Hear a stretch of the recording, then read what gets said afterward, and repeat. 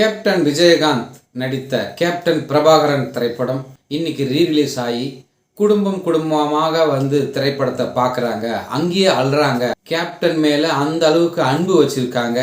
Captain Prabhakaran திரைப்படத்தின் மூலயமா தான் வந்து கேப்டன் அப்படின்ற பட்டம் வந்து அவருக்கு கிடைச்சிது. ரீரிலீஸ் திரைப்படங்கள்லேயே அதிகமாக வசூல் செய்கிற திரைப்படமாக இந்த கேப்டன் பிரபாகரன் திரைப்படம் அமையுமா? இந்த படத்தை இயக்கிய ஆர்.கே. செல்வமணி என்ன சொன்னாருன்னா, ப்ரெஸ் மீட்டில் நான் போயிட்டு வந்து வீரப்பனை வந்து நான் சந்தித்தேன், 3 மணி நேரம் வந்து நான் பேசினேன் அப்படின்ற மாதிரி சொன்னார். அதை மறுத்திருக்கிறார் பத்திரிகையாளரும் இப்போ யூடியூபருமான சிவசுப்பிரமணியம். அவர் ஒரு யூடியூப் சேனல் வச்சிருக்கிறார். அதில் தான் அவர் என்ன சொல்கிறாருன்னா, செல்வமணி வந்து பொய் சொல்கிறாரு, ஆதாயத்துக்காக தான் இந்த மாதிரி பேசுகிறாரு, அந்த காலகட்டங்களில் இவர் சொல்கிற இடத்துல வந்து அவர் இல்லவே இல்லை அப்படின்ற மாதிரி அவர் சொல்கிறாரு. அதுக்கு பதில் வந்து ஆர்.கே. செல்வமணி வந்து என்ன சொல்லுவாருன்னு பார்க்கலாம்.